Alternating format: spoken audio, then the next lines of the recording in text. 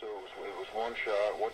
And this was a rifle, like a 22 rifle, or what? It's a 22. It's a 22. It's a 22 semi-automatic. He started taunting me. He goes, "Oh, look at you! I dare you." Well, I done it. I shot one, so I couldn't believe it after I'd done it. And Todd, for the second time, Rodney Heemstra is in a courtroom fighting a murder charge. And behind him is his family. On the other side of the courtroom is the victim's family. And today the jury hears two sides of why Heemstra shot and killed Tom Lyon. You're defined by your land. You got plenty. Yeah. You're important. Yeah. The more you got. But it's better if it's paid for. Yeah. You didn't have plenty, it would not pay. But if your neighbor doesn't know that. Land really, in one sense, is a commodity, like corn and soybeans. It gets traded, it gets sold, it gets bought, and people own it or control it. Well, I guess land would be a farm.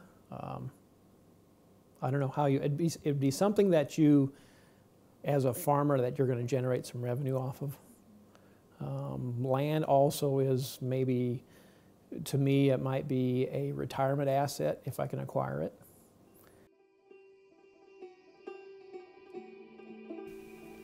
Wide open spaces.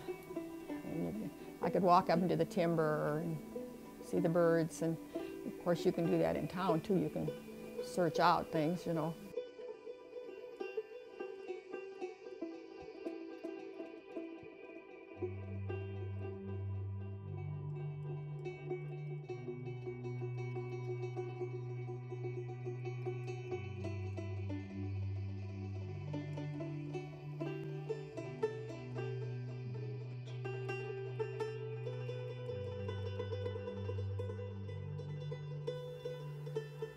Oh, knee-high to a grasshopper. I've been out riding with my grandpa or my dad in the tractor and combine. And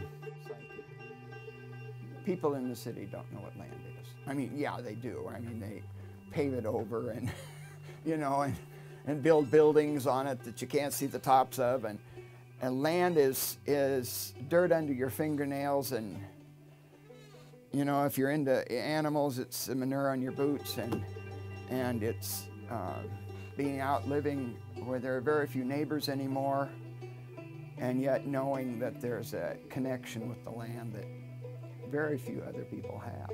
Is this the tax credits for Iowa? Is this what's going? Hi, Adam. How you doing? Good to see you. I want you to know this film is not costing the state of Iowa a dime. Well, I was going to say, you know, they're watching people like you.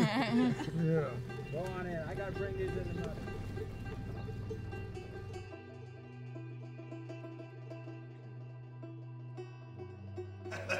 Not to the, maybe not locally, not to the degree that the Rodney Heemstra murder trial situation a few years ago, but I would imagine there's at least some hard feelings around. We all live in such a small community that we all know pretty much everybody's business, and therefore sometimes it might keep you back from acquiring maybe more land or more property because of the connection with the community and the relationship you have with your neighbors. Mm-hmm. So I don't think urban America knows what rural America is really like, and I don't think that gap is ever going to go away because they just don't understand it. It's going to get bigger. Yes.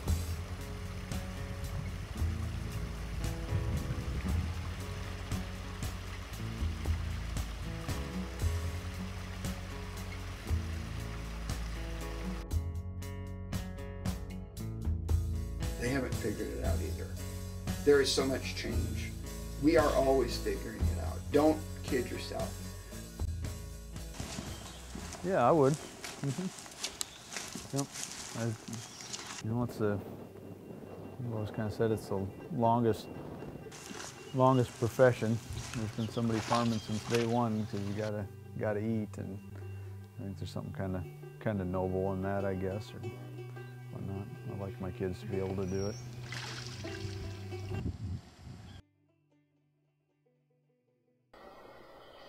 Well, Rodney Heemstra described that day for the jury as he said there was a lot of tension between him and Tom Lyon over that land deal. Heemstra says he tried to avoid Lyon in any type of altercation before it escalated to the point that it did in January of 2003. Farmers are very serious about what they do. This is their way of life, and this is the way they earn a living. Before, land was more than just value. It was an art form. If you lived on the land, it was a certain art that you practiced. Like they say doctors practice medicine. Well, farmers practiced farming. And then we lost that and became strictly a business. And, you know, we're the poorer for it. He was going to make damn sure that I didn't end up with that farm. Rodney Heemstra says he believed that by his threats, Tom Lyon intended to harm him in some way to prevent him from buying farmland Lyon was renting at the time. Well, it's pretty personal because there's more than a dollar value on land. There's a lot of people that have to have it, feel like they have to have it, and there's two guys that feel that a piece of ground is important. If there's hard feelings, and if somebody stews about it, it could escalate into a feud. Whether it's usually not violence, but there could be any matter of on a small scale revenge. Just over the land. It's important. We can't farm without it.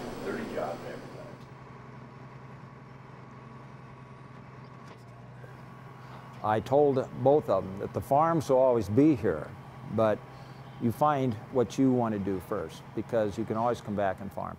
Farming is something that, if it doesn't, pardon the expression, but if it doesn't ooze from your armpits, you shouldn't be in farming. You have to love it, and you have to breathe it, and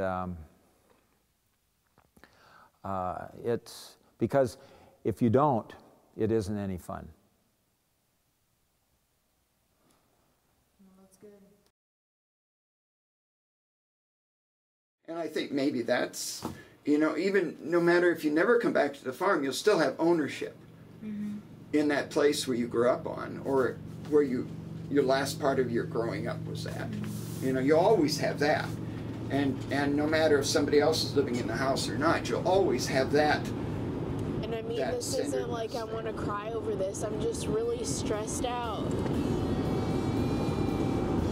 about just my life.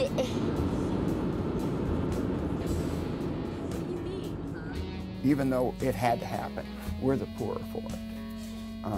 Places disappear all the time, and with places disappearing, that means people disappeared, and so many of our young people, or all of our young people, go to college and don't come home.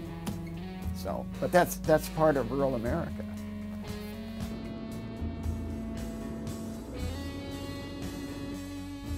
Anybody can, you know, drag some, kill them, shoot them between the eyes and drag them down the road, he ought to get the same thing. And he went over there that day, in my opinion, with the intent to intimidate Tom with a gun. And Tom didn't back down. He didn't back down, so he went down. I'd just soon keep it in the family, but if not, we'll do something different. I won't have to worry about it. I'll be dead when I'm not farming. Well, then you quit worrying. Oh yeah, when I die, I'll quit worrying.